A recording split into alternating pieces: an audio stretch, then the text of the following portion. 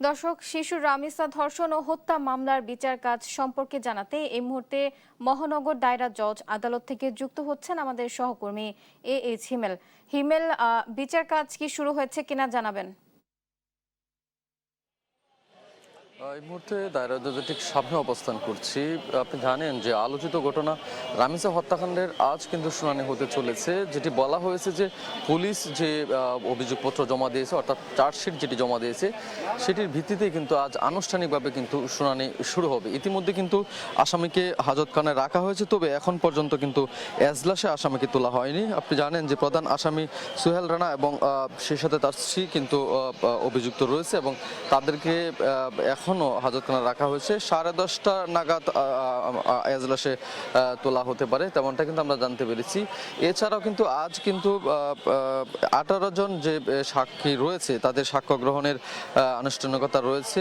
আসলে এজলাস শুরু হলে, শুনানি শুরু হলে আসলে সাক্ষ্য গ্রহণ কয়জন করেছেন সেই বিষয়ে কিন্তু আমরা বাইরে চকোলেটে ডুবিয়ে ভীষণ মজা চকোলেট জাদু মাখা স্বাদ জানতে পারবো। আরেকটি বিষয় আমরা দেখেছি যে এই মামলাকে কেন্দ্র করে, এই শুনানিকে কেন্দ্র করে কিন্তু ইতিমধ্যে বেশ নিরাপত্তা জোরদার করা হয়েছে।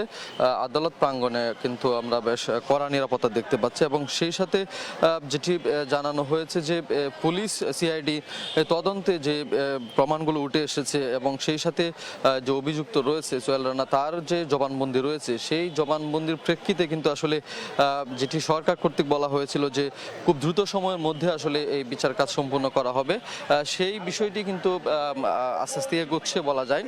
এবং আজ কিন্তু আনুষ্ঠানিকভাবে প্রথম শুনানি হতে চলেছে এবং এই আপনি জানেন যে গতকাল কিন্তু আসলে আইনমন্ত্রী কিন্তু বলেছেন যে যথেষ্ট প্রমাণ রয়েছে, জবানবন্দি রয়েছে, রাষ্ট্রীয় যে কাজগুলো আছে, আইনজীবীদের যে কাজগুলো আছে এবং পুলিশ তদন্ত এবং সিআইডি তদন্তের যে রিপোর্টগুলো আছে সেগুলো ইতিমধ্যে জমা দেওয়া হয়েছে এবং এখন কিন্তু এটি আদালতের উপর নির্ভর করছে এবং বিচারিক প্রক্রিয়া আসলে কিভাবে সম্পূর্ণ হবে, শুনানিতে আসলে যেহেতু আজ প্রথম আনুষ্ঠানিকতা শুরু হয়েছে এবং সেটি ধাপে ধাপে আসলে কিভাবে সম্পূর্ণ হবে সেটি কিন্তু আজ প্রথমবারের মতোই শুরু হতে যাচ্ছে। দায়রা জজে এখনো কিন্তু আসামিকে এজলাসে তোলা হয়নি। আসামিকে এজলাসে তোলা এবং আসামির যে বিপক্ষে যে সাক্ষী রয়েছে, সাক্ষ্য গ্রহণ আসলে কয়জনের নেওয়া হবে সেটি কিন্তু এজলাসের শুরু হলে এবং বিচার কার্য শুরু হলে এবং তার পরবর্তীতে আইনজীবীরা আমাদেরকে জানাতে পারবে। এই মুহূর্তে দায়রা জজ থেকে রামিসা হত্যাকাণ্ডের এই ছিল সর্বশেষ।